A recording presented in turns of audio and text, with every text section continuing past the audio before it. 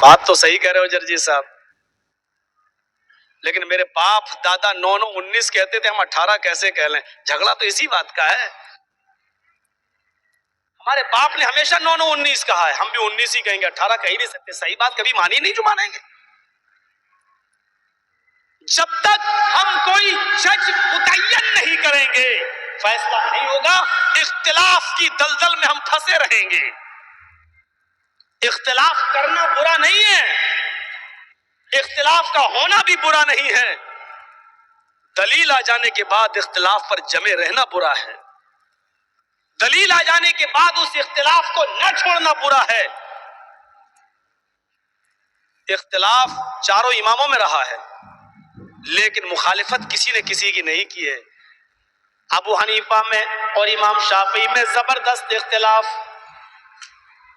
ابو حنیفہ کہتے ہیں گھوڑے کا گوشت مکروہ، امام شافعی کہتے حلال۔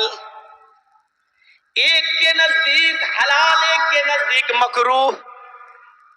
بہت سے مسئلے ایسے ہیں، ایک کے نزدیک حرام، ایک کے نزدیک حلال۔ کیا کریں گے؟ فتاوی عالمگیری اٹھا کر دیکھیے، فتویٰ دیکھیے، 500 مولویوں نے مل کر، 500 بڑے بڑے علماء نے، مفتیوں نے مل کر فتاوی عالمگیری تیار کی، اور عقل مندی دیکھی ان 500 مولویوں کی۔ عورت پورب میں رہتی ہے، لڑکی پورب میں رہتی ہے، لڑکا پشچم میں رہتا ہے، لڑکی ایسٹ میں رہتی ہے، لڑکا ویسٹ میں رہتا ہے۔ بینہما سنۃ، ان دونوں کے درمیان 1 سال کی دوری ہے۔ فتاوی عالمگیری کا فتویٰ دیکھیے آپ، ان دونوں کے درمیان 1 سال کی دوری ہے، 1 سال کا فاصلہ ہے، یعنی لڑکی کو لڑکے کے پاس لایا جائے تو 1 سال لگ جائے گا، یا لڑکے کو لڑکی کے پاس پہنچایا جائے تو 1 سال لگ جائے گا۔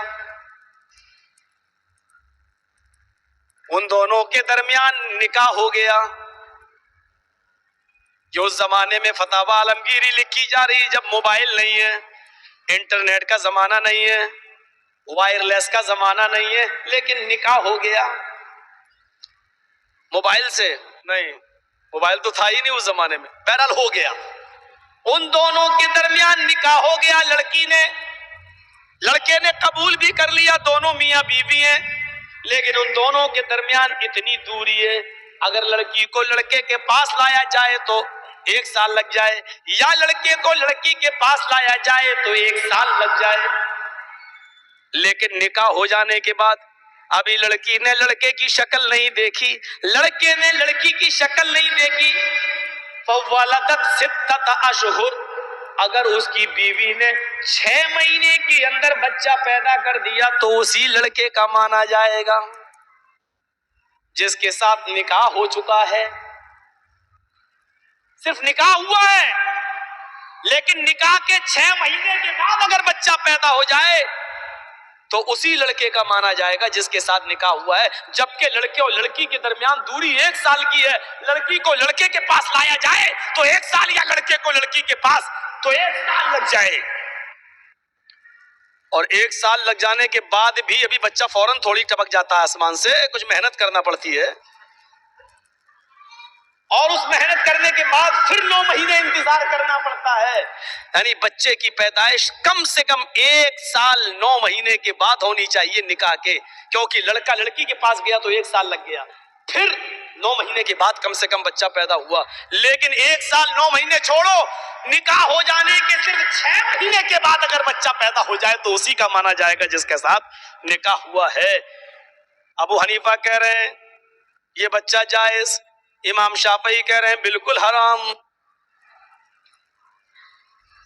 ہمارا مفتی بیچارہ بیٹھا ہوا کہہ رہا دونوں امام صحیح ہیں،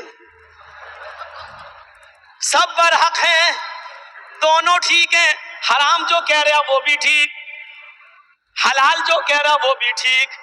मौलवी जर्जीस को पागल कुत्ते ने काटा है, जो यहाँ बोल रहा है इसी को बरेली के पागल खाने में भर्ती कर दो। इमामों पे उंगली उठा रहा है। अबे हम क्यों उंगली उठा रहे हैं? अपनी किताब देख ले, फतावा आलमगीरी में सब लिखा है कि नहीं लिखा है? 500 मौलवियों ने बैठ के लिखा। ये मौलवी थे या चू चू के मुरब्बे? ये मुफ्ती थे या मुफ्त में डिग्री लेकर आए हुए, या राजा और महाराजाओं के तनख्वाहों पे पलने वाले? जैसे आज सरकारी नौकर होता है, कलम चला कुछ काम नहीं कर रहा, क्यों? उसको हराम की तनख्वाह मिल रही है। ऐसे इन मुफ्तियों को हराम की तनख्वाह मिलती रहती थी, वजीफे फतवे दे रहे हैं। ये नहीं मालूम कि बाद में आने वाली नस्ल कंप्यूटराइज्ड दौर के अंदर कहां पहुंच जाएगी, कहां। आज हमारे उत्तर प्रदेश का नारायण दत्त तिवारी ने देखा नहीं, पुराना चीफ मिनिस्टर रह चुका कांग्रेस का, उसके बेटे ने मुकदमा दायर कर दिया अदालत में कि ये मेरा बाप है। वो कहता था मेरा बाप, झूठ बोल रहा है, झूठ बोल रहा है। 3-4 साल मुकदमा चलता रहा। बेटे ने कहा नहीं, ये मेरा बाप है, मेरी माँ और ये दोनों मिले थे। ये अलग बात है कि नाजायज संबंध था, ये अलग बात है कि शादी नहीं हुई थी, लेकिन ये मेरी माँ को रखे हुए था और मैं नारायण दत्त तिवारी का बेटा हूँ, मुझे उसकी प्रॉपर्टी में से बेटा चाहिए। और नारायण दत्त तिवारी कहता था ये झूठ बोल रहा है, ये मेरा बेटा नहीं। लड़का कोर्ट से ऑर्डर ले आया डीएनए टेस्ट का। उसने कहा डीएनए टेस्ट कराओ। तिवारी कहता नहीं नहीं नहीं, हम डीएनए टेस्ट नहीं कराएंगे, नहीं नहीं कराएंगे। बाप कराने के लिए तैयार नहीं।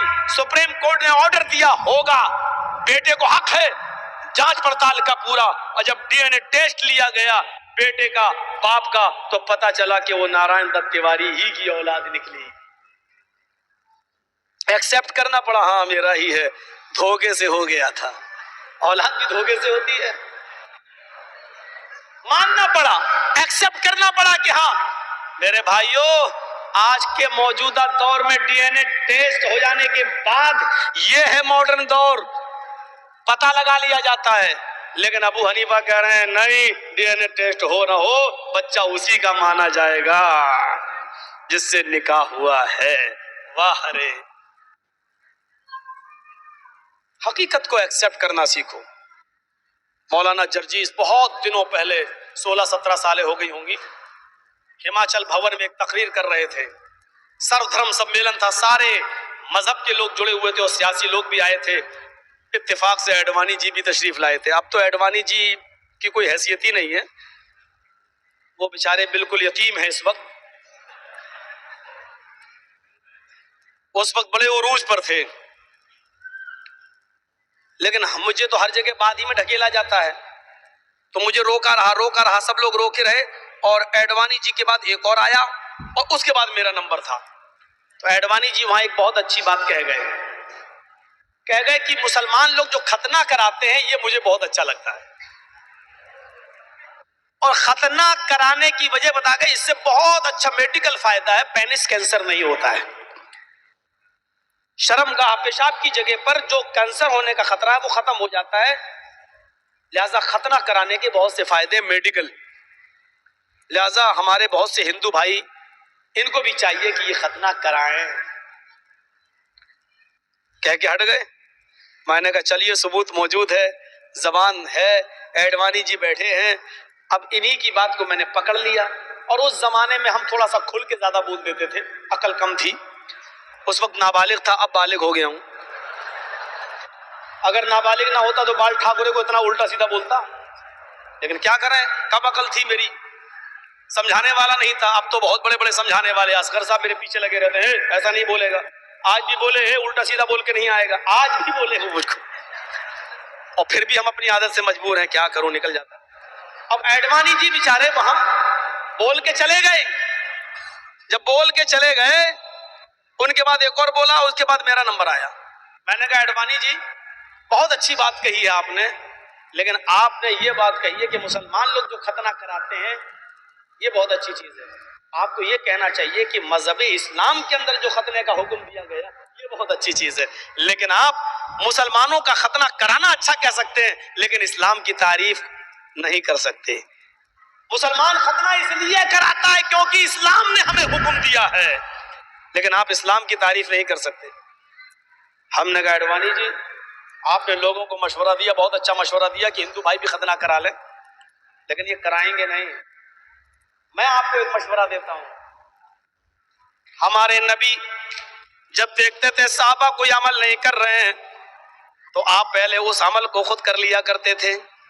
صحابہ دیکھتے تھے نبی کر رہے ہیں تو وہ بھی کرنا شروع کر دیتے تھے. وہ ہدیے کے جانور جب لے کر گئے اور وہاں نہیں جانے دیا، مکے میں نہیں پہنچنے دیا، تو آپ نے فرمایا صحابہ روزے سے تھے، فرمایا کہ تم روزہ توڑ لو. روزہ توڑ دو؟ کوئی پانی نہیں پی رہا ہے، اللہ کے رسول کی آنکھوں میں آنسو ہیں. میرے صحابیوں دیکھو، یہ لوگ جو ہے پانی نہیں پی رہے ہیں، یہ لوگ روزہ نہیں توڑ رہے ہیں، جبکہ میں نے حکم دیا ہے. حضرت عمر فاروق مشورہ دیتے ہیں، اللہ کے نبی آپ خود پانی پی لیجئے، آپ کو دیکھ کر یہ خود پانی پی لیں گے، روزہ توڑ دیں گے. فرمایا عمر تم مشورہ اچھا دیتے ہو. اللہ کے رسول نے پانی کا گلاس اٹھایا اور پی لیا. نبی کو دیکھا پانی پیتے ہوئے تو سارے صحابہ نے پانی پی لیا اور سارے صحابہ نے روزہ توڑ لیا. نبی دیکھتے تھے یہ عمل نہیں کر رہے ہیں تو آپ خود عمل کرنے لگتے تھے. ہم نے کہا ہمارے نبی پہلے خود کرتے تھے، بعد میں صحابہ کو حکم دیتے تھے. آپ اگر چاہتے ہیں کہ ہندو بھائی پینس کینسر سے بچ جائیں، شرمگاہ کے کینسر سے بچ جائیں، تو ایڈوانی جی آپ خود ہی ختنہ کرا لیجئے، پہلے یہ سب کرا لیں گے. اور جو اتنا بولا میں تو ایڈوانی جی مجھے تم کون ہوتے ہو سچویشن دینے والے، مشورہ دینے والے؟ یہ میری پرسنل لائف ہے، میں کراؤں یا نہ کراؤں؟ میں نے کہا بالکل صحیح کہہ رہے ہیں آپ کی پرسنل لائف ہے، لیکن آپ جب مشورہ دوسروں کو دے رہے ہیں تو پہلے آپ کو بھی تو اس پر عمل کرنا چاہیے. آپ دوسروں کو تو اچھائی کی طرف دعوت دے سکتے ہیں، لیکن آپ وہ کام کیوں نہیں کرنا چاہتے؟ بولے بعد میں آؤ، چائے پیئیں گے، وہاں بیٹھ کے بات کریں گے، یہاں کیوں یہ سب مسئلہ چھیڑ رہے ہیں؟ پھر اس کے بعد میں نے منتری پڑھنا شروع کر دیا. واج بھوپرتی پریمڑا مایا مت وشاردا تب دیو مہاراج مم دست تماگتا مرموچشٹ سمنجیات تتا تپشبھو نر اتی شرطوا تتا درشٹا پرم بسمے ماگتا چتربھراتر میں دیو کرشیامی کلچھیم بھونتو باندھوا دیوا سواشنا اترشتا شرم شرودھاری ستوشکا اچلاپی لنگچتین سربھچو متو مما اس لینے سنسکارا. منہ دیکھ رہا ہے میرا اڈوانی جی.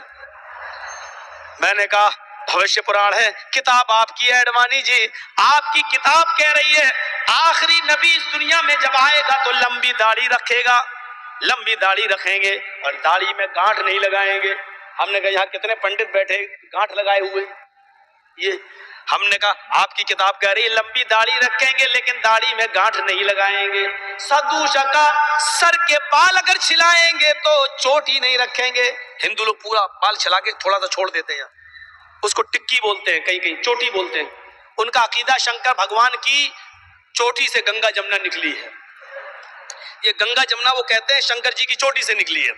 تو وہ پورے بال چھلائیں گے تو چوٹی نہیں رکھیں گے. چوٹی کے دشمن ہوں گے، چوٹی پورے بال چھلائیں گے، چوٹی نہیں رکھیں گے. شرم شرودھاری سدوشکا لمبی داڑھی رکھیں گے، گانٹھ نہیں لگائیں گے، چوٹی نہیں رکھیں گے. اچلاپی گھنٹا نہیں بجائیں گے بلکہ آلاپ کریں گے، زبان سے بلائیں گے. آج مندروں میں گھنٹا بجایا جاتا ہے لیکن آلاپ کریں گے یعنی عبادت کے لیے بلائیں گے تو زبان سے بلائیں گے. اور اذان دیں گے. کیا دیں گے؟ اذان. اسم اللہ الا اللہ مترا ورڑو الا اللہ.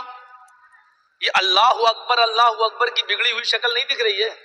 اسم اللہ الا اللہ مترا ورڑو الا اللہ اللہ مترا ورڑو الا اللہ. آپ تو سن کے چلے جاؤ کہ ہم سے پوچھو کیسے یاد کیا یہ ہم نے. اللہ مترا ورڑو الا اللہ محمد رسول رکھ برس اسم اللہ اللہ مترا ورڑو الا اللہ. اللوپنشد میں یہ منتر موجود ہے. اسم اللہ الا اللہ مترا ورڑو الا اللہ اللہ اکبر کی بگڑی ہوئی شکل الا مترا ورڑو الا اللہ اشہد ان لا الہ الا اللہ کی بگڑی ہوئی شکل محمد رسول رکھ برس اشہد ان محمد رسول اللہ کی بگڑی ہوئی شکل. وہ آلاپ کریں گے ارتھات یہ جملے بول بول کر لوگوں کو عبادت کی طرف بلائیں گے، بھکتی کی اور بلائیں گے. اور آگے کے جملے میں سب کچھ کہہ دیا. لنگ چھیدین محمد کے انتم رشی کے ماننے والے، لاسٹ میسنجر کے ماننے والے، کل کی اوتار کے ماننے والے، انتم مہا سندیشٹا کے ماننے والے. ختنہ کرانے والے ہوں گے، لنگچھیدین ختنہ کرانے والے ہوں گے۔ میں نے کہا اڈوانی جی سب مسلمانوں کو دیکھ لو، محمد صاحب کے ماننے والے سب ختنہ کراتے ہیں، انتم رشی کے ماننے والے ختنہ کرانے والے ہوں گے، لنگچھیدین۔ تو کہتا کہ منع کس نے کیا ہے آپ کو؟ ہم نے کہا آپ نے مشورہ دیا تو کرانا پڑے گا آپ کو، آپ کرائیے، اچھی چیز ہے، فائدے کی چیز ہے۔ ہم لوگ اس لیے ختنہ کراتے ہیں کیونکہ محمد صاحب نے کہا، اور آپ کی کتاب کہہ رہی محمد صاحب کے ماننے والے ختنہ کرانے والے ہوں گے، چاند کے 2 ٹکڑے کریں گے، چندرما کے 2 ٹکڑے کرنے والا ہوگا انتم مہارشی۔ ہم نے کہا چاند کے 2 ٹکڑے کرنے والا کوئی اور نہیں ہے ایڈوانی جی، چاند کے 2 ٹکڑے کرنے والا اگر کوئی گزرا ہے تو وہ محمد رسول اللہ، جنہوں نے انگلی کا اشارہ کیا اور چاند 2 ٹکڑوں میں بٹ گیا۔ باہر سے آنے والے لوگوں نے گواہی دی کہ میں نے اپنی آنکھوں سے دیکھا چاند کے 2 ٹکڑے ہوئے، اور اسی کو بھوشیہ پران کے اندر پرتیشت پرو کے 25ویں کھنڈ کے 25ویں ادھیائے کے اندر کہا گیا، واج بھوپرتی پریمڑا مایا مت وشاردا سب دیو مہاراج ممتا سب تو ماگتا۔ راجہ بھوج محمد صاحب سے ملاقات کرنے کے لیے گئے، جب انہوں نے بھارت کے اندر ہندوستان کے اندر چاند کے 2 ٹکڑے دیکھے، چندرما کو 2 ٹکڑوں میں بٹا ہوا دیکھا، انہوں نے اپنی کتابوں میں پڑھ رکھا تھا چندرما چاند کے 2 ٹکڑے کرنے والا انتم رشی ہوگا۔ تب یہ سفر کر کے، یاترا کر کے، اونٹ کا سفر کر کے جب یہ ایودھیا میں مکہ میں پہنچے، ایودھیا میں مکہ کو کہہ رہا ہوں، مانی نہیں، یدھ کے معنی جنگ، ایودھیا ایسی جگہ جہاں جنگ نہ ہو، جہاں جنگ لڑنا حرام ہو، اللہ نے مکے کو البلد الامین، امن والی جگہ قرار دیا جہاں جنگ لڑنا حرام ہے، اور اسی کو دار السلام، سلامتی والی جگہ کہا گیا ہے۔ تو راجہ بھوج بھارت سے ایودھیا گیا، آپ کی کتاب کہہ رہی بھارت سے ایودھیا گیا، کیا مطلب ہے؟ یعنی بھارت میں ایودھیا نہیں ہے، آپ کی کتاب میں لکھا ہے کہ بھارت سے ایودھیا گیا، ورنہ یہ ہونا چاہیے تھا کہ دلی سے ایودھیا گیا، لیکن بھارت سے ایودھیا گیا کا مطلب یہ ہے کہ ایودھیا بھارت میں نہیں ہے، ادر کنٹری ہے، ادر ملک ہے، ادر کنٹری ہے۔ جب وہ ادر کنٹری گئے، مکے میں گئے، وہاں لوگوں سے پوچھا کہ چاند کے 2 ٹکڑے کس نے کیے، تو لوگوں نے بتایا نراشنس، نراشنس نے۔ محمد صاحب کو نراشنس کے نام سے جانا گیا۔ نراشنس کے معنی بھی ہوتے محمد، نر کے معنی آدمی، نر مادہ یہ تو چلتا ہی ہے، نر کے معنی آدمی، اور آشنس کے معنی جس کی بہت پرشنسا تعریف کی جائے، نر آشنس ایسا مرد جس کی بہت تعریف کی جائے۔ محمد حمد سے بنا ہے، اور محمد آبجیکٹ ہے جس کی سب سے زیادہ تعریف کی گئی ہو۔ نراشنس جس کی سب سے زیادہ تعریف کی جائے، محمد جس کی سب سے زیادہ تعریف کی گئی ہو، تو نراشنس یعنی محمد کا نام بتایا گیا۔ چاند کے 2 ٹکڑے کس نے کیے؟ راجہ بھوج نے پوچھا، مکے کے لوگوں نے بتایا کہ نراشنس نے یعنی محمد نے۔ تب وہ محمد صاحب کے پاس آئے اور کہنے لگے نمستے، غور سے پڑھیے بھوشیہ پران۔ راجہ بھوج نے اپنے دونوں ہاتھ جوڑے اور محمد صاحب سے ملاقات کرتے وقت جو جملے کہے وہ آج بھوشیہ پران میں موجود ہے۔ نمستے گرجاناتھ مروستھل نواسنے بہو مایا پروتنے۔ غور سے دیکھیے ایک ایک جملے کو، نمستے، چونکہ ہر بزرگ ہستی کے سامنے جھکا جاتا تھا، اس لیے نم کے معنی سر جھکانا، اور آستہ مانی سامنے، آپ کے سامنے میں سر جھکا رہا ہوں۔ نمستے یعنی ہائے محمد صاحب، ہائے ایشور کی طرف سے نمنترن لے کر، دعوت لے کر آنے والی ہستی، آپ کو میں آداب پیش کر رہا ہوں، آپ کو میں مبارکباد پیش کرتا ہوں۔ نمستے گرجاناتھ، ہائے بزرگ شخصیت، بہت بڑی مہان شخصیت، نمستے گرجاناتھ مروستھل نواسنے، مروستھل میں نواس کرنے والے، ریگستان کے علاقے میں پیدا ہونے والے، مروستھل کہتے ہیں ریگستان کو، ہائے ریگستان میں جنم لینے والے۔ کون نہیں جانتا کہ محمد رسول اللہ کا جنم اسی صحرا میں، اسی ریگستانی علاقے میں ہوا ہے جہاں آج بھی اونٹ کو ریگستان کا جہاز قرار دیا جاتا ہے۔ مروستھل نواسنے، ہائے مروستھل میں نواس کرنے والے، ہائے ریگستان میں رہنے والے، بہو مایا پروتنے، بہت سی مایا میں پروت ہونے والے، بہت سی مایا میں پروت ہونے والے یعنی بہت سے معجزے دکھلانے والے، چاند کے 2 ٹکڑے کرنے والے، ایک گلاس دودھ کو 116 117 صحابہ کو پلانے والے، بہو مایا پروتنے، بہت سی مایا میں پرکٹ ہونے والے، معجزے دکھلانے والے، آپ کی شرح میں آیا ہوا یہ غلام آپ کا غلام ہے، آپ کا داس ہے، کیا آپ ہی نے چاند کے 2 ٹکڑے کیے؟ فرمایا ہاں۔ کہا محمد صاحب میں اپنی کتاب میں پڑھا ہوا ہوں کہ انتم رشی آخری نبی جب اس دھرتی کے اوپر آئے گا تو وہ چاند کے 2 ٹکڑے کرے گا۔ میں نے دیکھا بھارت میں چاند کے 2 ٹکڑے ہوئے ہیں، تو کس نے کیے پوچھتا ہوا آپ تک آیا، اور میری دارالملک دھرم میں ہو گئی، ارتھات میں ایمان لے آیا، میں مسلمان ہو گیا۔ محمد صاحب نے کہا اچھا کیا، تم مسلمان ہو گئے ہو، تم نے اسلام قبول کر لیا۔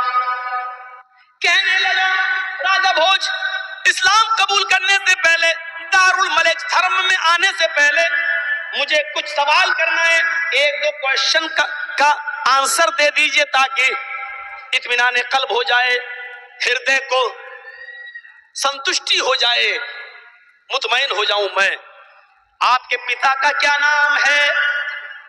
محمد صاحب نے کہا میرے پتا کا نام ہے نہیں، پوچھو کیا نام تھا؟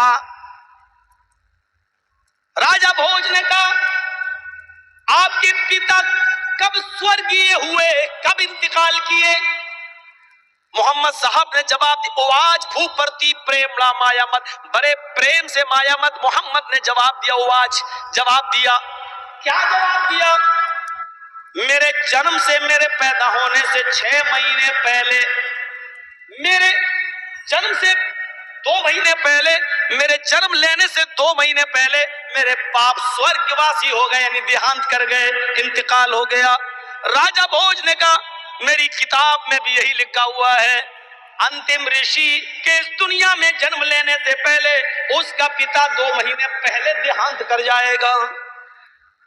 یہ سب بھوشیہ پران میں آج بھی موجود ہے، آج بھی یہ سب آسارام کو دیکھنا چاہیے، اگرچہ جیل میں ہے تب بھی دیکھنا چاہیے، پتہ نہیں ایمان کب نصیب ہو جائے۔ بابا رام رحیم نے مرید تو بہت بنا لیے لیکن کتاب نہیں پڑھ پائے بیچارے۔ سنیں،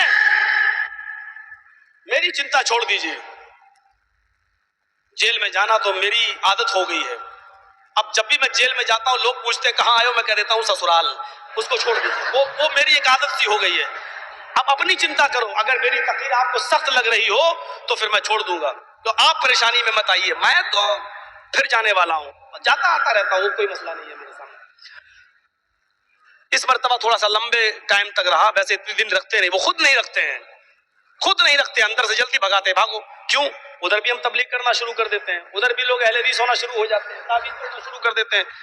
کام پوچھتا جیلر کیا کام کرنا جانتے ہو؟ میں نے کہا کام تو کبھی میرے باپ نے بھی نہیں کیا، نہیں کام تو کرنا پڑے گا، میں نے کہا نماز پڑھاتا ہوں، بچوں کو پڑھاتا ہوں، مدرسہ چلتا، بولا پر بس بس بس یہی کام کرو، تو ادھر بھی نماز پڑھانے کی ڈیوٹی ملتی ہے، خطبہ دینے کی ڈیوٹی ملتی ہے۔ اللہ کا شکر آج تک جتنی جیلوں میں گیا ہوں کام نماز پڑھانے کا ہی ملا، الحمدللہ کام خطبہ دینے کا ملا، اور یہی ہمارا سب کچھ ہے۔ دلوں کی دنیا بدلنا ہو تو خطبوں سے بدلی جا سکتی۔ ان البیان لسحر، اللہ کے نبی نے کہا بیان ہی تو جادو ہوتا ہے، بیان ہی تو جادو ہوتا ہے۔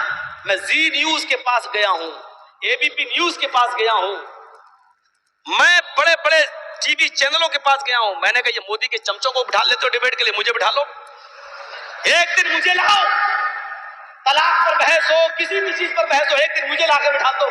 کہنے لگا نہیں تمہیں نہیں لاؤں گا، کیوں؟ کہا کہ سب ہنگامہ ہو جائے گا، ہنگامہ ہو جائے گا پورے۔ اے بی پی نیوز نے کہا، زی نیوز والوں نے کہا ہنگامہ ہو جائے گا، تمہیں نہیں بٹھا لوں گا، کیوں؟ تو ہم نے کہا پھر ان کو لے کے آتے ہو جن کو پہلے سے سوال سمجھا دیے جاتے ہیں، اور وہ اپنی تیاری پہلے کر کے آتے ہیں کہ مجھ سے یہ پوچھا جائے گا، مجھے اس کا جواب یہ دیں۔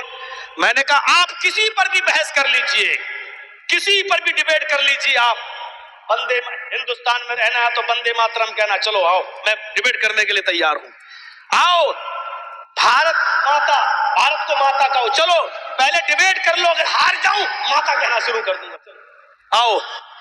ایک ہی سوال کروں گا، اگر یہ ماتا تھی تو تم نے 2 ٹکڑے کیوں کرے؟ پہلے یہ بتاؤ، پہلے تو پاکستان بھی ہندوستان کا حصہ تھا، کوئی اپنی اماں کے ٹکڑے کرتا ہے؟ ایک سوال کروں گا بھاگے پھریں گے سب ایک دم، ہم کو لایا ہی نہیں جاتا ڈیبیٹ کے لیے۔ زی نیوز والا کر رہے ہیں تمہیں نہیں لاؤں گا، کیوں؟ بوال ہو جائے گا، تم تو ایسی بولو گے بھارت کے 2 ٹکڑے، اپنی اماں کے 2 ٹکڑے تم کرو، ماں ہم کہیں، کاٹو تم قتل تم کرو، اماں ہم کہیں۔ وہ جانتا ہے، چیخ چیخ کے تھک گیا ہوں، مجھے لاؤ ڈیبیٹ پہ، نہیں لاتے، طلاق کے مسئلے پر نہیں لائے، ہم کو نہیں لائیں گے صاحب، کیوں؟ نہیں وہ جمعیت علماء نے منع کر دیا، اس کو مت لانا، اس کو مت لانا۔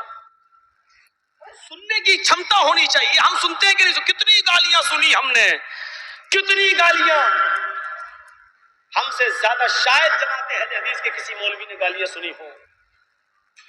ہم سے زیادہ کوئی ایک مولوی بتا دو جو جیل کی سلاخوں میں گیا ہو، اور گیا ہوں تو الحمدللہ آمین کے لیے گیا ہوں، رفع الیدین کے لیے گیا ہوں، ایک اللہ کی توحید کے لیے گیا ہوں۔ یہ تو نبیوں کی سنت رہی، ہم چلے گئے تو کیا ہو گیا؟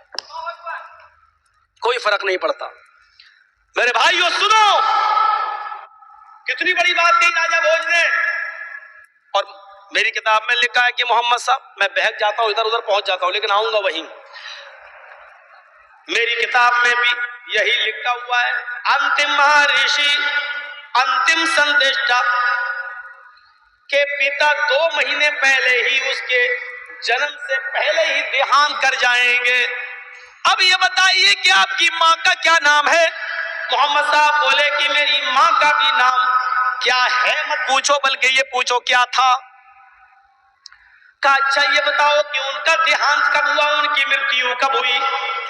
محمد صاحب نے جواب دیا، محمد صاحب بار بار اس لیے کہہ رہا ہوں کیونکہ محمد صاحب ان کی کتابوں میں لکھا ہے۔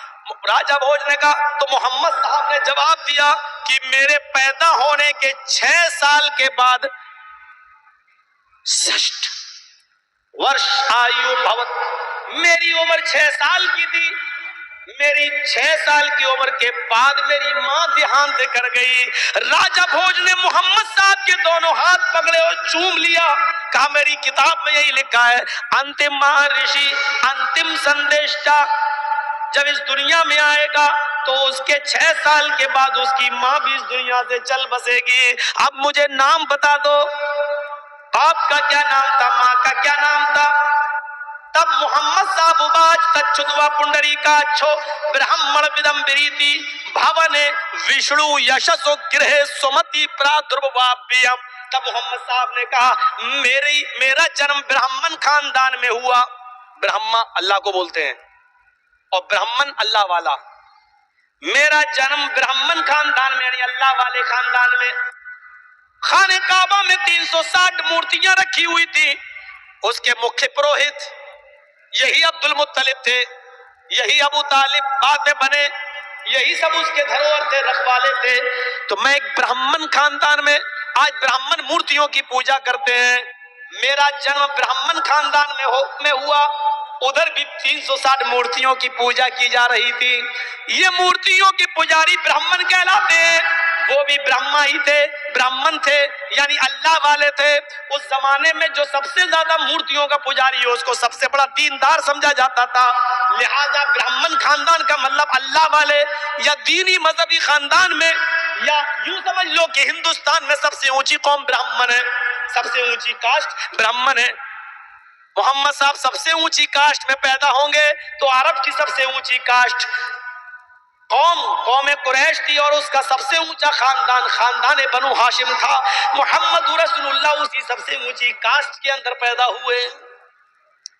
یہ الگ بات ہے کہ بعد میں آپ نے اونچے اور نیچے کا فرق مٹا دیا، نبی بننے کے بعد آپ نے کہا کوئی اونچا نہیں کوئی نیچا نہیں، لا فضل لعربی علی عجمی ولا لعجمی علی عربی ولا لابیض علی اسود ولا لاسود علی ابیض۔ اب کسی کالے کو گورے پر، گورے کو کالے پر کوئی فوقیت نہیں ہے، نہ کسی عربی کو عجمی پر، نہ کسی عجمی کو عربی پر، سب برابر ہیں اللہ کی نظر میں۔ بڑا وہ ہے جو اللہ سے سب سے زیادہ ڈرنے والا ہے، الا بالتقوی، تقوی والا سب سے بڑا ہے۔ کہا کہ برہمن خاندان میں میرا جنم ہوا، وشنو یش گرے، وشنو یش کے گھر میں پیدا ہوا۔ باپ کا نام کیا بتایا؟ وشنو یش، وشنو یش کے گھر میں پیدا ہوا۔ سومتی پرادربھاپیم، سومتی کے پیڑ سے جنم لیا، میری ماں کا نام سومتی ہے۔ راجہ بھوج نے یہ نام سنا، محمد صاحب بتا رہے ہیں کہ میرے باپ کا نام وشنو یش اور ماں کا نام سومتی، تو فوراً ایمان لے آیا۔ وشنو اللہ کے ناموں میں سے ایک نام، برہما وشنو شیو، اب اس کو کہتے وشنو، وشنو کو وشنو نہ کہنے لگے لوگ، विष्णु कह लो या विष्णु, ब्रह्मा विष्णु शिव, ये अल्लाह के नाम है। ब्रह्मा मानी पैदा करने वाला, ब्रह्मा मानी ब्रह्मांड का रचयिता और रचनाकार, दुनिया का बनाने वाला, और विष्णु मानी पालने वाला, और शिव मानी मौत देने वाला। तो विष्णु पालने वाला ये अल्लाह ही है, दुनिया का बनाने वाला अल्लाह, मारने वाला अल्लाह, पैदा करने वाला खालिक अल्लाह। तो विष्णु के माना खालिक, विष्णु के माना विष्णु, अगर उसको उस माना में ले तो खालिक पैदा करने वाला। तो अल्लाह के नामों में से एक नाम है विष्णु, और यश के माना बंदा, यश के माना भक्त। विष्णु यश या विष्णु यश क्या माना होगा? अल्लाह का बंदा। मोहम्मद रसूलुल्लाह के बाप का क्या नाम था? अब्दुल्ला। क्या माना हुआ? अल्लाह का बंदा। अब्द मानी बंदा, अल्लाह मानी अल्लाह, अब्दुल्ला अल्लाह का बंदा।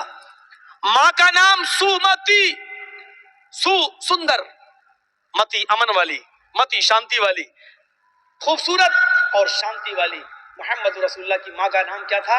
आमिना, अमन वाली, शांति वाली। कितनी जबरदस्त पेशीन गोई। मौलाना जर्जीस की घड़ी में इस वक्त 10:44 हो रहे हैं।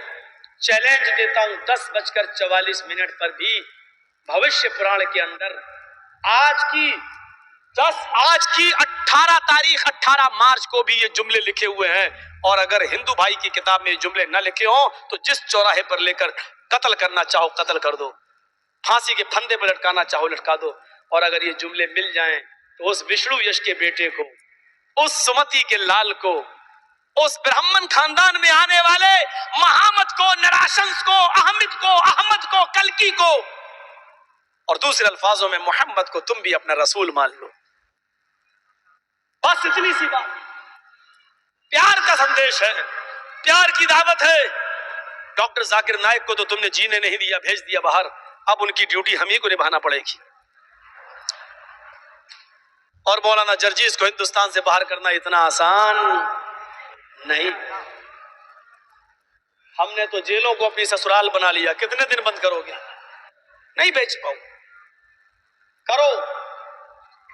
हमसे अगर कोई पूछेगा जेल में तुम्हारी आखिरी तमन्ना क्या, मैं कहूंगा लाइव टेलीकास्ट दिखाओ सबको, पूरी दुनिया को। अरे भाइयों, कितनी बड़ी षड्यंत्र, कितना बड़ा साजिश, कितनी बड़ी साजिश रची गई। एनआईए क्लीन चिट दे रही है, सीबीआई क्लीन चिट दे रही है, बंबई की आईबी क्लीन चिट दे रही है, तमिलनाडु का जज क्लीन चिट दे रहा है, साफ कह रहा है कि आसाराम और बाबा रामदेव की संपत्ति जब्त क्यों नहीं की जा रही है। आश्रम में रेप करते हैं और इनकी संपत्ति जब्त नहीं हो। जो उन्नति शांति का संदेश दे रहा है उसकी संपत्ति जब्त कर रहे हो। मैं खुद सुनता हूं डॉक्टर जाकिर नाइक के लेक्चर, मुझे तो कोई आपत्तिजनक बात नहीं सुनाई दी। कितना बड़ा तमाचा है मोदी के गाल पर। मौलाना साहब मोदी का नाम न लो। क्यों? मेरा बाप लगता है क्या? कितना बड़ा तमाचा है मोदी के गाल पर। इंटरपोल ने भी क्लियर कर दिया है कि कोई सबूत नहीं मिला। फिर भी हम आह भी करते हैं तो हो जाते हैं बदनाम, और तुम कत्ल भी करते हो तो चर्चा नहीं होता। एक मुकदमा चल रहा, मोदी को तुमने झूठा कहा, ये कोई मुकदमा है? नागपुर में बोला क्या कहा? मोदी को झूठा कहा, मुकदमा चला, 2 दिन जेल में गई, जमानत हुई, अब ये केस चलेगा। अब मैं साबित कर दूंगा झूठा है ही। उसका वकील कहेगा कि कहां है झूठ, मैं कहूंगा इसने कहा था कि नहीं हर आदमी के खाते में 15-15 लाख जाएंगे, कहां गए? दिखाओ कहां गए। मैंने इसीलिए तो कहा था, मैं सबूत दे दूंगा, मेरा वकील दे देगा। तुमने कहा था कि मुझे प्रधानमंत्री नहीं चौकीदार बनाओ, मैं इस देश की चौकीदारी करना चाहता हूं। तुम चौकीदार थे, फिर विजय माल्या कैसा पैसा लेके भागा? चौकीदार क्यों सो रहा था? नीरव मोदी क्यों भागा? चौकीदार सोता रहा।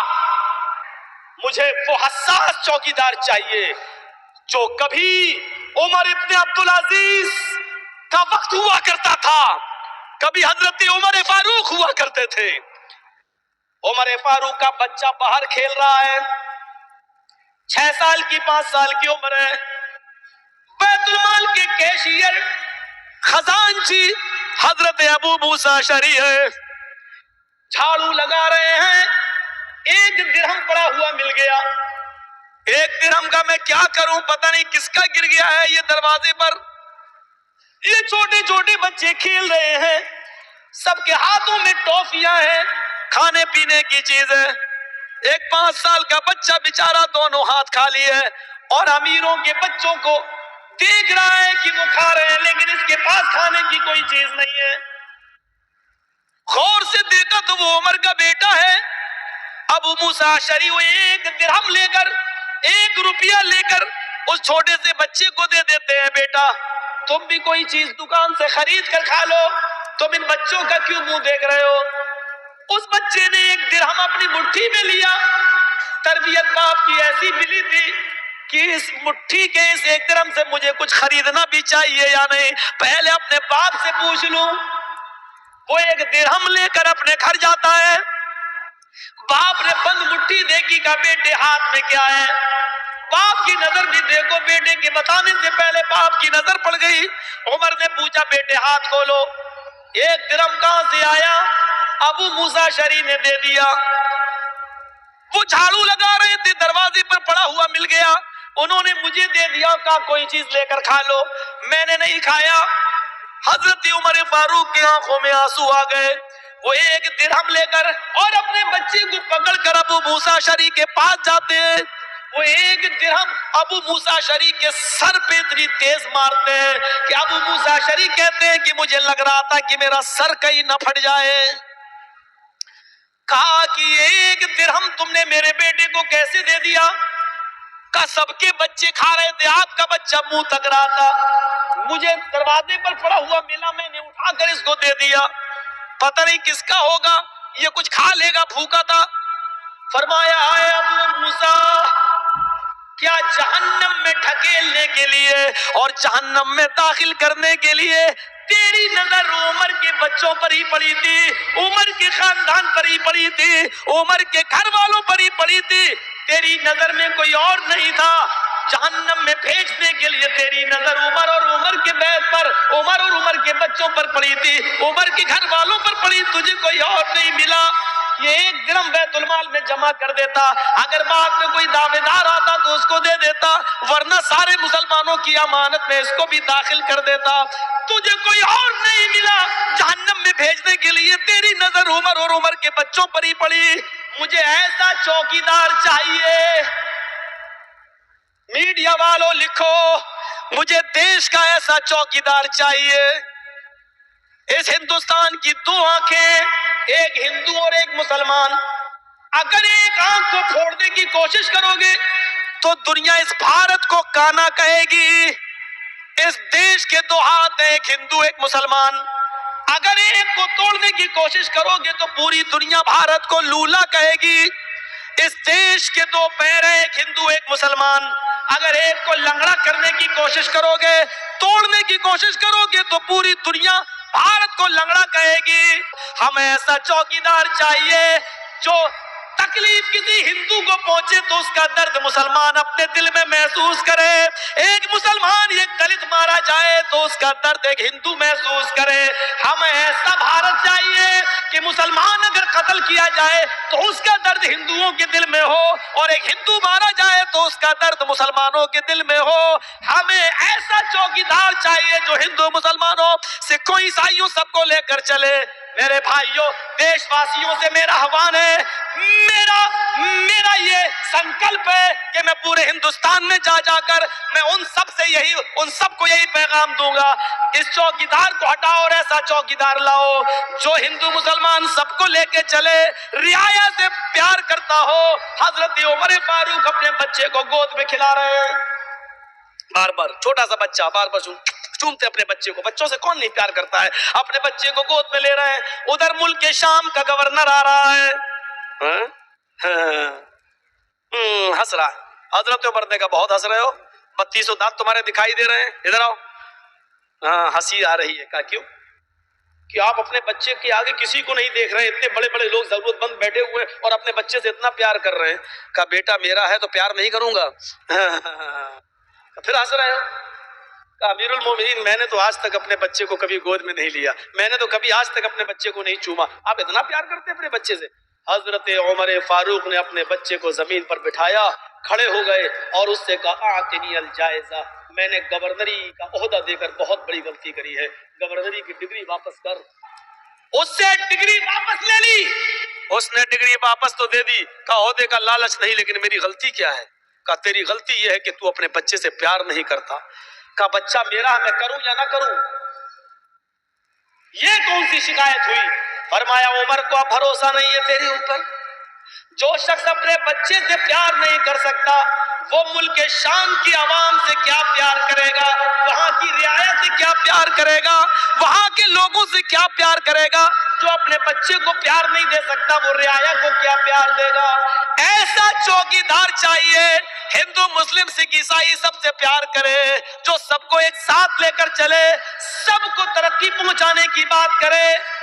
یہ نوٹنکیاں بند کرو، سب کا ساتھ سب کا وکاس۔ ہم نے دیکھ لیا ہے مسلمان عورتوں کی بڑی فکر ہو رہی ہے، اپنی عورت کو انصاف نہیں دے پا رہے ہو، مسلمان عورتوں کی طلاقوں کی فکر کر رہے ہو۔ مودی جی تم جس اسکول میں پڑھتے ہو میں اس اسکول کا ہیڈ ماسٹر رہ چکا ہوں، مجھے پڑھانے کی کوشش مت کرو، تم جو پڑھ کے آئے ہو وہ میں بہت پہلے پڑھ چکا ہوں، اگرچہ عمر میں تم سے چھوٹا ہوں، تمہارے بال پک گئے ہیں، شریعت نے مجھے عقل مندی سکھلا دی ہے، شریعت نے کتاب و سنت نے مجھے بہت عقل دے دی ہے، تم اپنی یہ نوٹنکیاں اور ڈرامے بند کرو، تم نے کیا کیا کیا بند کرو، اور دیش واسیوں چوکیدار بدلو، عمر ابن عبدالعزیز کی طرح، عمر فاروق کی طرح۔ آئے ہائے وہ عمر ابن عبدالعزیز لوگوں کے طنز سے آ کر کپڑا نیا پہننے کے لیے 8 درہم دیتے ہیں اور اپنے غلام سے کہتے ہیں کہ لو یہ 8 درہم میں دے رہا ہوں، مارکیٹ سے کوئی کپڑا لے کر آؤ۔ یہ کپڑا پرانا ہو گیا، بڑے بڑے دور سے لوگ آتے ہیں اور کہتے ہیں کہ یہ کیا ہے، پھٹے پرانے کپڑے پہنے ہوئے، چلو ایک نیا کپڑا سلا لیتا ہوں۔ وہ 8 درہم کا کپڑا لے کر آیا، عمر ابن عبدالعزیز نے ایسے دیکھا ہے، اتنا اچھا کپڑا لائے ہو، میں اتنا اچھا کپڑا پہنوں گا؟ نہیں اس کو واپس کر دو اور 6 درہم والا کپڑا لاؤ، 2 درہم بچیں گے، غریب کے چولہا جلنے کے کام آ جائے گا۔ اتنا اچھا کپڑا، میں بوڑھا ہو چکا ہوں، میں جوان نہیں ہوں، اب اتنا اچھا کپڑا پہن کر میں کیا کروں گا؟ جاؤ واپس کر دو۔ ان کا غلام رونے لگا، کہا کہ تم کیوں رو رہے ہو؟ پہننا مجھے، تم کیوں رو رہے ہو؟ غلام نے کہا اس لیے نہیں رو رہا ہوں کہ 8 درہم کا کپڑا لے کر آیا ہوں، آپ اس کو واپس کرا رہے ہو، کہہ رہے کہ اتنا اچھا کپڑا ہے۔ آج آپ 8 درہم کے کپڑے کو اچھا بتلا رہے ہیں، جب آپ خلیفہ نہیں بنے تھے، امیر المومنین نہیں بنے تھے، تب ایک دن آپ نے مجھے 800 درہم دیے تھے اور ایک کپڑا منگایا تھا، میں 800 درہم کا کپڑا لے کر آیا تو آپ نے میرے منہ پر مار دیا تھا اتنا بیکار کپڑا پہنوں گا میں۔ 800 درہم کے کپڑے کو کہا تھا اتنا بیکار، پھر 200 درہم اور نکالے اور میں 1000 درہم کا کپڑا لے کر آیا تھا۔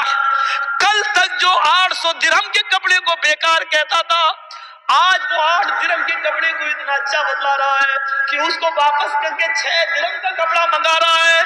خلیفہ بننے کے بعد آپ کی وہ ساری چیزیں کہاں چلی گئی جو خلیفہ بننے سے پہلے تھی؟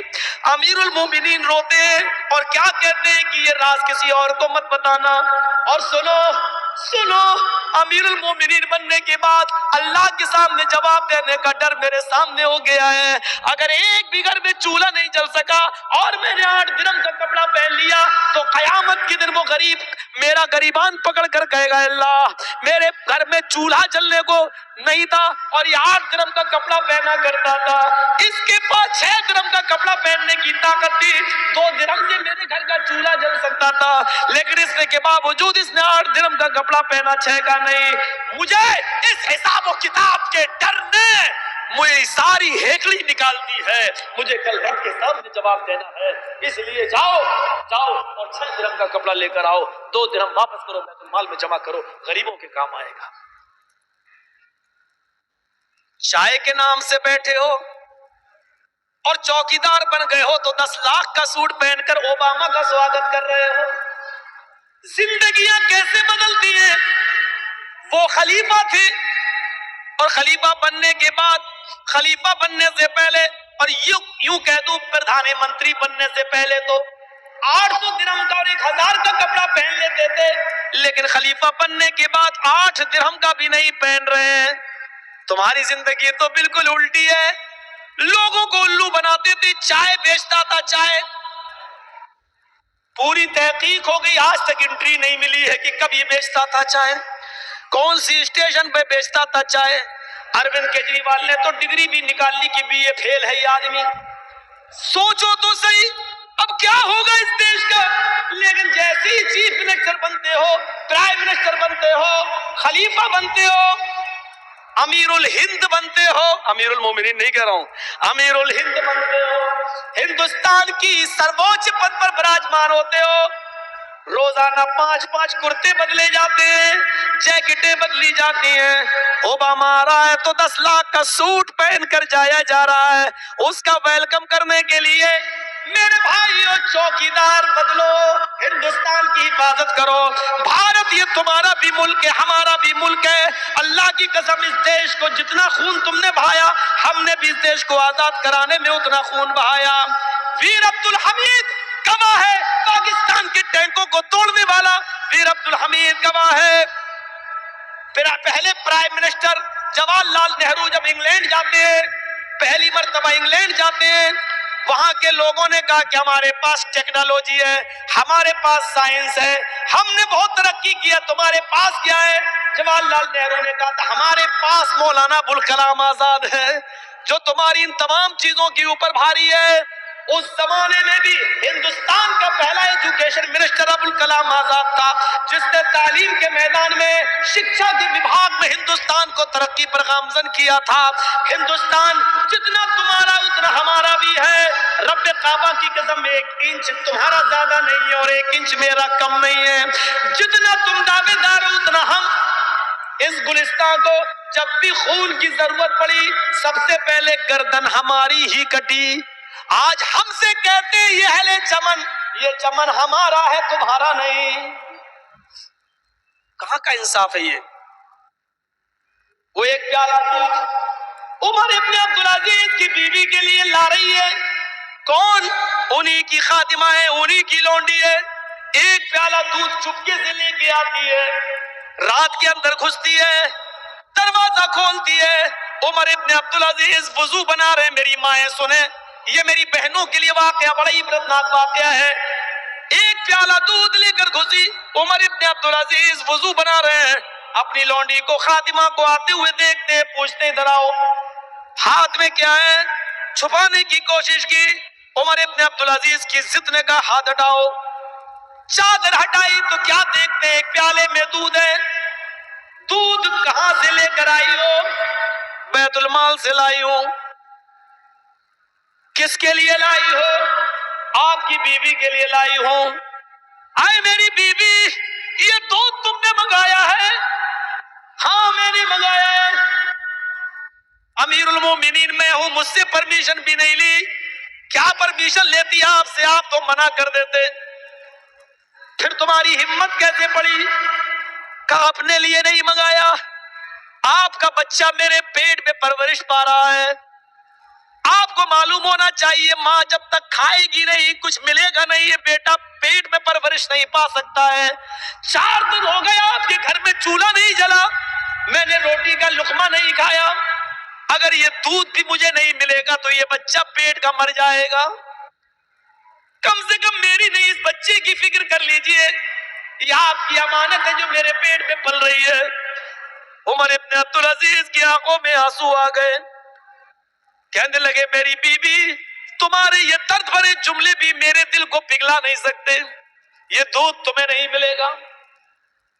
دودھ کا پیالہ لے کر بیت المال کی طرف جانے لگے، بیوی کہتی ہے آپ کو اللہ کا واسطہ، ایک پیالہ ہی تو دودھ ہے، یہ پیٹ کا بچہ مر جائے گا، اگر آپ نے اس پیالے کو، یہ دودھ کا پیالہ اگر مجھے نہیں دیا، میں دیکھ رہی ہوں، میں محسوس کر رہی ہوں یہ بچہ مرنے کی کگار پر ہے۔ عمر ابن عبدالعزیز نے نظر آسمان پر ڈالی، کچھ سوچا، پھر اپنی بیوی کو دیکھا، فرمایا آئے میری بیوی، اس ایک پیالے کے دودھ کے پینے سے جو تمام مسلمانوں کی امانت ہے اور امانت میں خیانت کر کے صرف ایک عورت کے لیے دودھ لایا گیا ہے، اگر اس ایک پیالے امانت میں خیانت کے دودھ سے اگر تیرے پیٹ کا بچہ زندہ ہے تو کہہ دو اس بچے سے کہ تیرے باپ کو یہ بچہ نہیں چاہیے۔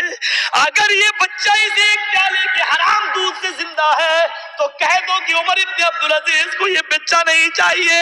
گرتا ہے تو گر جانے دو، مرتا ہے تو مر جانے دو، مجھے اس بچے کی موت گوارا ہے لیکن امانت میں خیانت گوارا نہیں ہے۔ یہ دودھ بیت المال میں جمع کیا جائے گا۔ میرے بھائیو، ہمیں ایسا چوکیدار چاہیے، ایسا چوکیدار چاہیے۔ میرے بھائیو، پھر میں اسی طرف آنا چاہتا ہوں تھوڑا سا۔ لقد کان لکم فی رسول اللہ اسوۃ حسنہ، یہ ساری چیزیں جو دیکھ رہے ہو آپ، امانت اور یہ اور بوجھ، یہ ساری چیزیں ہمیں وہیں سے مل رہی ہیں، اسی اسوے سے، اسی آئیڈیل سے، اسی نمونے سے۔ عمر ابن عبدالعزیز کے اندر یہ تقویٰ کہاں سے آیا؟ کیونکہ اس نبی کے اندر بھی تقویٰ تھا۔ کان میں مسواک لگی رہتی تھی، اللہ کے رسول کے نماز کا ٹائم ہوا، مسواک منہ میں دانت میں ماری اور نماز پڑھنے کے لیے پہنچ گئے۔ ایک بار لیٹے ہوئے ہیں، حضرت عائشہ کہتی ہے میری گود میں سر ہے محمد رسول اللہ کا اور میں سر دبا رہی ہوں، اللہ کے رسول کے بالوں میں ہلکے ہلکے ہاتھوں سے انگلی سے سر کے بال سہلا رہی ہوں۔ اتنے میں اللہ کے رسول نے اپنی لونڈی کو آواز دی، وہ نہیں آئی، پھر دوسری آواز دی، وہ نہیں آئی، تیسری آواز دی، وہ نہیں آئی۔ اللہ کے نبی نے کہا عائشہ ذرا دیکھو تو کہاں چلی گئی خادمہ ہماری؟ حضرت عائشہ نے جیسے دروازہ کھولا، وہ دروازے کے باہر ہی بیٹھی ہے اور بکری کا ایک چھوٹا بچہ اس کی گود میں اور اسی کو کے ساتھ کھیل رہی ہے۔ حضرت عائشہ نے پوچھا کیا تم نے اللہ کے رسول کی آواز نہیں سنی؟ کہا سنی تھی، پھر کیوں نہیں آئی؟ چپ ہو گئی۔ آواز سنی تھی، ہاں، پھر کیوں نہیں آئی؟ مطلب سستی، کاہلی، نہیں آئی۔ کہا اللہ کے نبی وہ یہی بیٹھی ہوئی ہے، نہیں آئی، وہ آپ کی آواز سنی اور تینوں آوازیں سنی لیکن پھر بھی نہیں آئی۔ اچھا میری لونڈی و خادمہ ہو کر نہیں سنتی ہے؟ غصہ آ گیا۔ کس کو؟ امام کائنات کو۔ اٹھے،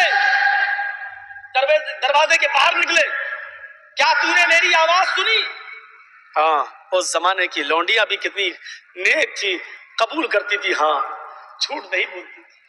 وہ کہہ سکتی تھی نہیں میں تو یہاں تھی، ابھی آئی ہوں، میں نے نہیں سنی، لیکن کیا کہہ رہی ہے؟ ہاں سنی۔ تینوں آوازیں سنی؟ ہاں تینوں سنی۔ کیوں نہیں آئی؟ نہیں آئی، میں اس بچے کے ساتھ کھیل رہی تھی، بکری کے۔ اللہ کے رسول نے کان سے مسواک نکالی، 2 قدم آگے بڑھے، بیٹھ گئے اس کے پاس، اٹھا لی اس کی اوپر وہ مسواک سے مارتے بھی تو کتنی زور سے لگتی، اٹھایا، چاہا کہ اس کو مسواک ماروں، مسواک کو تان کر آدھا لائے، ابھی مار نہ سکے، تب جھٹکا آیا، مسواک کو اپنے کان میں لگا لیا۔ حضرت عائشہ نے فرمایا کیا ہوا؟ آپ سزا دے رہے تھے، رک کیوں گئے؟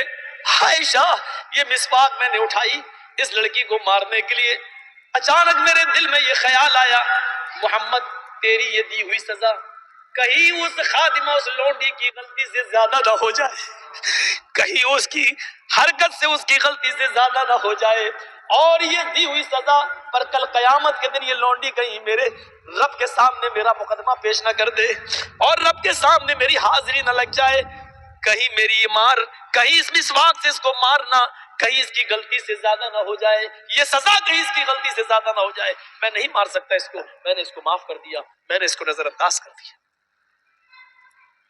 جس کے اندر خود یہ تقویٰ ہو، اس کی قوم اور اس کی رعیت میں پلنے والی صحابیوں کی قوم کیسی ہوگی میرے بھائیوں، ذرا اندازہ لگائیے۔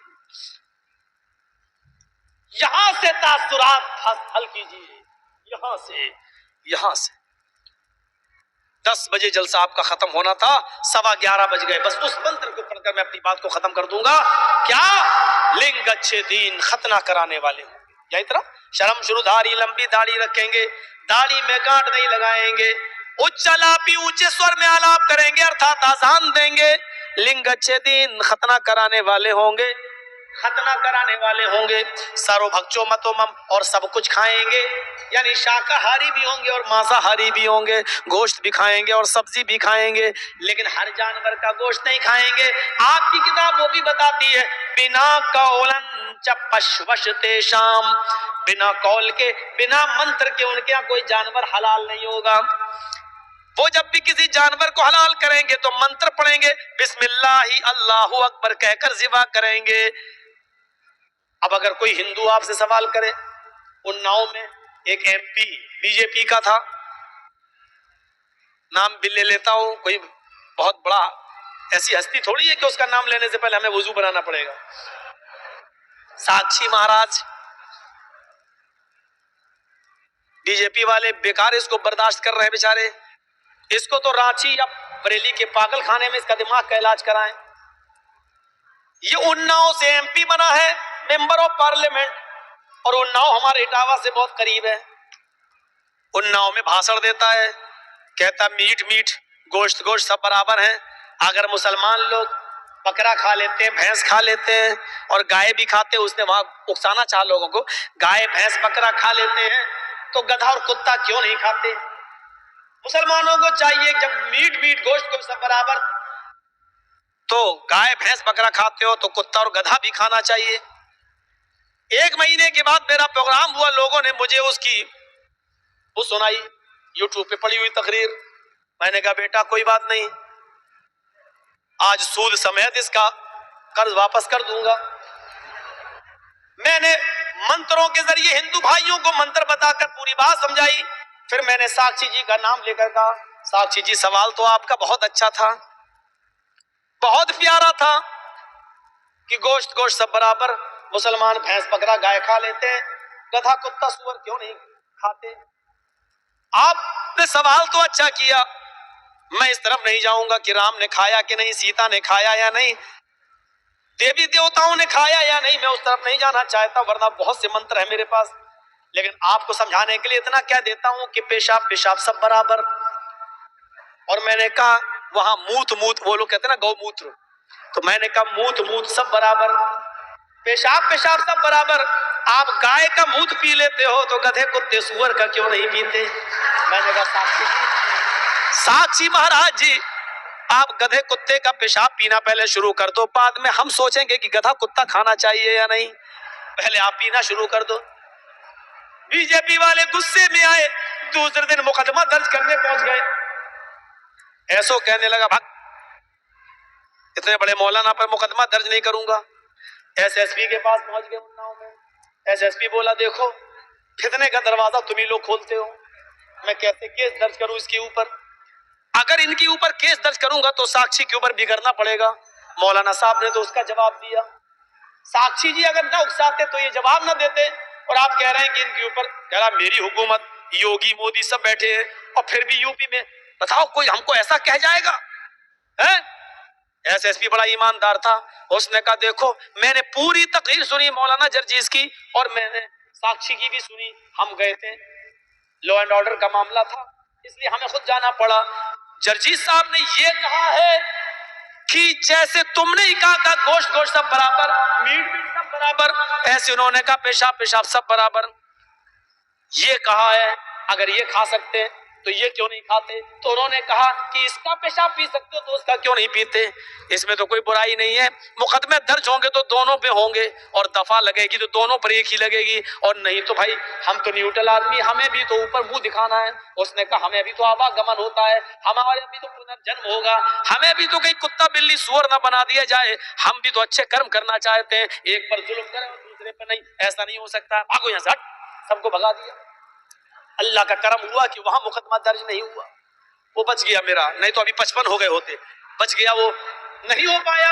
यही चीज तो मैं आपसे कहना चाहता हूं, आपकी किताब कह रही है वो सब कुछ खाएंगे लेकिन हर जानवर का गोश्त नहीं, वो वही जानवर खाएंगे जिस पर मंत्र पढ़ा जाएगा, बिस्मिल्लाह अल्लाहू अकबर पढ़ा जाएगा। लेकिन एक बात तो पॉइंट की मैं भी आपको बताऊंगा, और सारे हिंदू भाइयों से आप सवाल कर सकते हो कि हिंदू भाइयों ये बताओ, तुम्हारे यहाँ सारे जानवर हराम है, हमारे यहाँ जो जानवर हराम है उनका गोश्त भी हराम है, जो जानवर हराम है उनका दूध भी हराम है, ہمارے ہاں گدھا حرام تو گدھے کا دودھ بھی حرام، ہمارے یہاں کتا حرام تو کتیا کا دودھ بھی حرام، ہمارے یہاں سور حرام تو سوری کا دودھ بھی حرام۔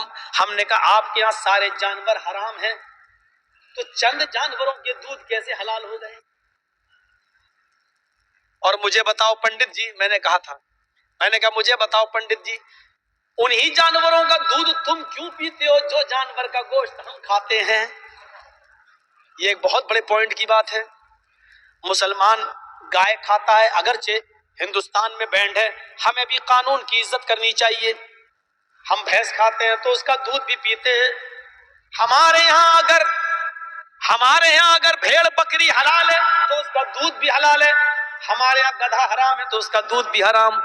تو مجھے یہ بتاؤ میرے ہندو بھائیوں، تمہارے یہاں تو سارے جانور اگر حرام ہے تو سب کا دودھ بھی حرام ہونا چاہیے۔ تم بھینس کا دودھ کیوں پیتے ہو، گائے کا کیوں پیتے ہو، بکری کا کیوں پیتے ہو؟ یہ جانور ہم کھاتے ہیں تو اس کا دودھ بھی پیتے ہیں، تم گدھے کا کیوں نہیں پیتے؟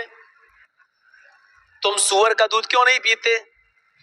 تم شیرنی کا دودھ کیوں نہیں پیتے؟ کہیں تو کچھ دال میں کالا ہے، شنکراچاریہ جی بتائیں